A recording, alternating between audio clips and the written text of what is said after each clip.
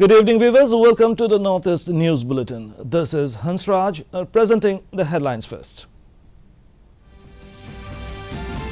Nobel Peace Prize 2025 awarded to Maria Corina Machado, receives award for tireless work promoting democratic rights for people of Venezuela. Government committed to resolve decades-old Assam-Meghalaya border dispute, says Meghalaya Chief Minister. Appeals to all to maintain peace and restraint. Manipur Governor Ajay Kumar Bhalla inaugurates State Global Buyers and Sellers Meet, says Manipur poised for inclusive and sustainable growth. CID arrests 2 PSOs in regard to singer Jubin Garg's death investigation. Total number of people arrested so far rises to 7. And in India-West Indies second test cricket, India reaches 318 for 2 in first innings of day 1 at Arun Jaitley Stadium, New Delhi. Opener Yashasvi Jaiswal remains unbeaten at 173. Nobel Peace Prize for the year 2025 was awarded to Maria Corina Machado for her tireless work promoting democratic rights for the people of Venezuela. Machado, also known as the Iron Lady in Venezuela, was listed in Time magazine's The 100 Most Influential People of 2025 list. As the leader of the democracy movement in Venezuela, Machado is one of the most extraordinary examples of civilian courage in Latin America in recent times.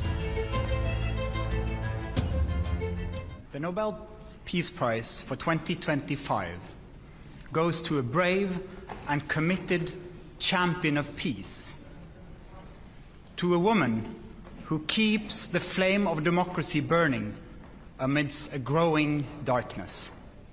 The Norwegian Nobel Committee has decided to award the Nobel Peace Prize for 2025 to Maria Corina Machado.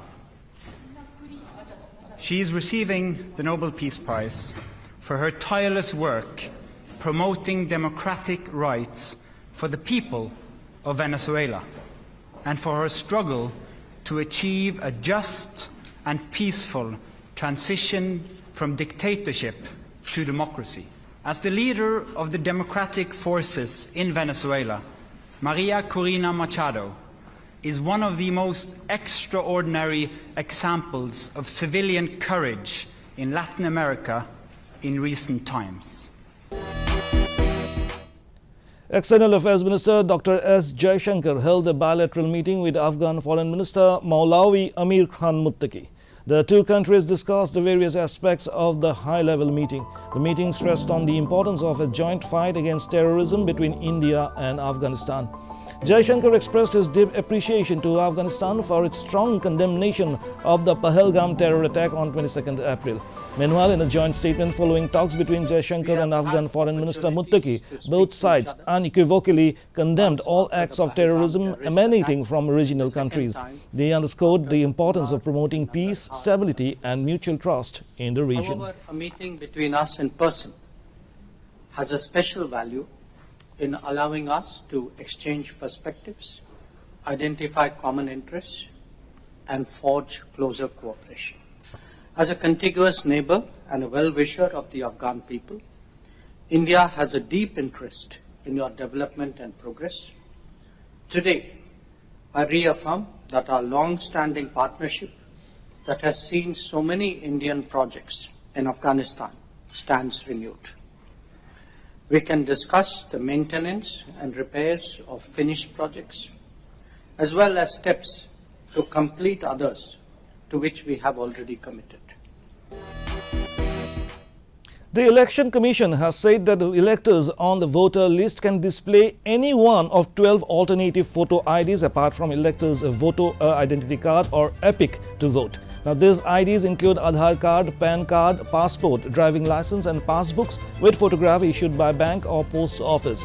The poll body also informed that it has issued directions to all chief election officers to ensure the delivery of EPICs to the new voters within 15 days of the final publication of electoral rolls. In Meghalaya, Chief Minister Conrad K. Sangma appealed to people to maintain peace and restraint following a violent clash along the Assam-Meghalaya border that claimed one life and left several injured. Speaking to reporters in Imphal during his two-day visit to Manipur, the CM reiterated his government's commitment to peacefully resolving the decades-old border dispute between Assam and Meghalaya. Yes, it's a very unfortunate incident that has happened.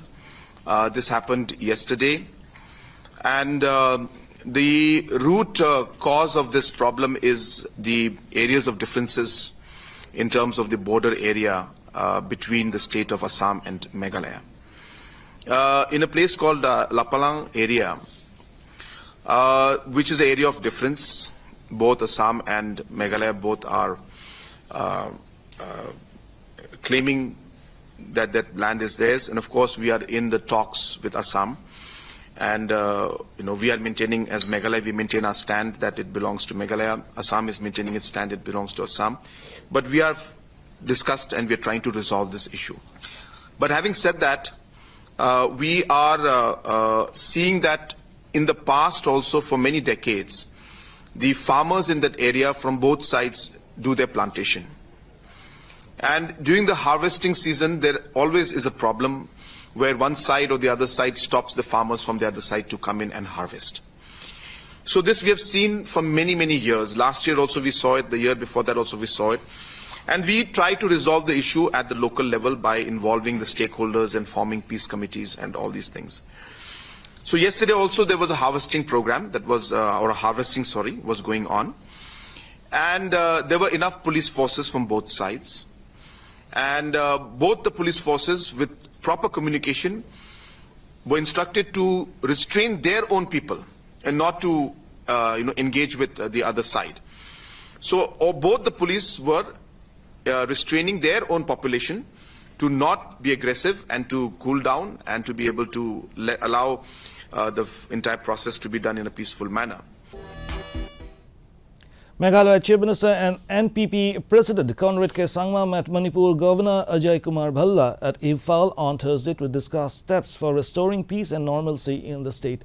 Sangma described the meeting as constructive, saying that suggestions from various organizations and the NPP were positively received by the governor. After the meeting with different organizations and different stakeholders, I had the opportunity to meet His Excellency the Honorable Governor of Manipur, and I shared and discussed these points and the suggestions that came from different organizations on what the administration from government of Manipur, in the sense from the governor's office and the entire administration, and from government of India, what steps could be taken to bring back normalcy. And a very long discussion took place, and I must say a very positive discussion took place. And the suggestions given by the NPP were very positively received, and we got a very positive response also from the Honorable Governor. In more news from Manipur, State Governor Ajay Kumar Bhalla inaugurated the Manipur Global Buyers and Sellers Summit 2025 at the City Convention Centre Imphal today. The governor highlighted Manipur's immense potential as a strategic gateway for global trade in the northeast, driven by its rich natural resources and resilient entrepreneurial spirit. He lauded the growing strength of local industries, women-led enterprises and innovative MSMEs that are connecting Manipur to wider regional and international markets.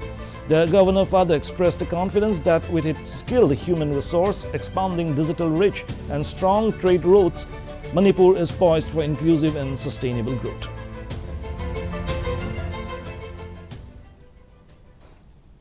Tripura Chief Minister Dr. Manik Saha inaugurated the MBB College Leg Revitalization Project today, marking a landmark step toward creating vibrant open spaces.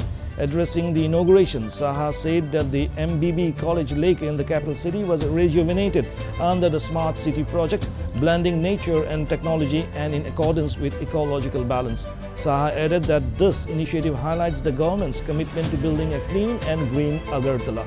This royal heritage now pulsates with new life, adding a new dimension to the state's tourism, said the Chief Minister. In a significant development in the probe into the death of music icon Jubin Garg, the CID arrested two of his PSOs, Nandeshwar Bora and Paresh Boiso. With this arrest, the total number of people held in connection with the case has risen to 7. The duo, who had been interrogated by the SIT, has been remanded to 5 days police custody. Meanwhile, Judge Sri Goswami, who was in Singapore at the time of the incident and is associated with the fashion show segment of the Northeast India Festival, appeared before the CID office today for questioning by the SIT.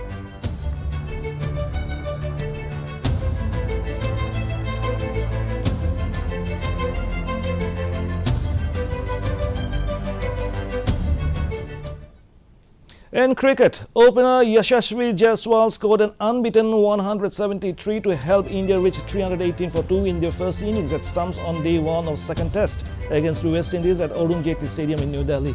Yashasvi Jaiswal on 173 and skipper Shubman Gill on 20 were at the crease when stumps were drawn this evening. Sai Sudarshan scored 87 runs while KL Rahul made 38 runs. Earlier, Indian skipper Gill won the toss and opted to bat first on a black soil surface favourable for batting. In Mizoram, the Underway State Travel Fest 2025 was formally inaugurated by Chief Minister Laldu Oma on the second day of the fest on 9th of October at the Aizawl Club, Aizawl.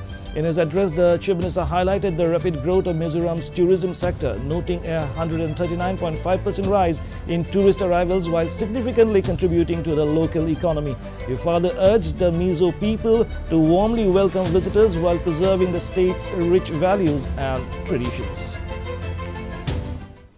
In another story from the state, Mizoram Chief Secretary Khildiram Meena today inspected the aging Aizawl Central Jail and the adjacent women's facility, ordering officials to expedite a major reconstruction project for the dilapidated structure. During his visit, the Chief Secretary reviewed facilities including the ICTC, library and convict wards. He also met with inmate representatives from the Prisoners' Welfare Committee to discuss their living conditions, health and food arrangements. Meanwhile, the inspection highlighted the urgent need for a new facility as the current jail, commissioned in 1986, is in poor condition.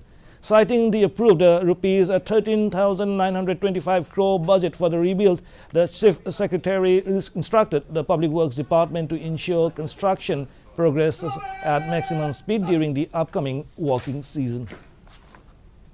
In Sikkim, the Central Bureau of Communication and Press Information Bureau Gangtok, in collaboration with Akashvani Gangtok, observed the Swachhata Hi Seva campaign at the Akashvani Gangtok office complex.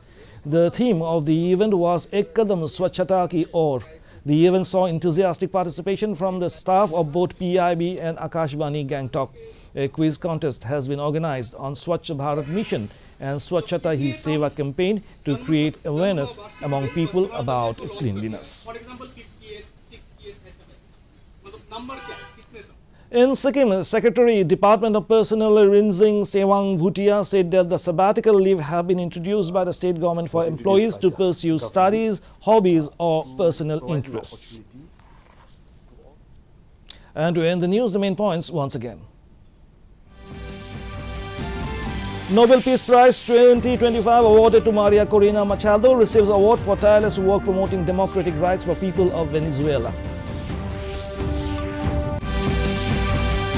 Government committed to resolve decades-old Assam-Meghalaya border dispute, says Meghalaya Chief Minister. Appeals to all to maintain peace and restraint. Manipur Governor Ajay Kumar Bhalla inaugurates State Global Buyers and Sellers Summit, says Manipur poised for inclusive and sustainable growth. CID arrested 2 PSOs in regard to singer Jubin Garg death's investigation. Total number of people arrested so far rises to 7.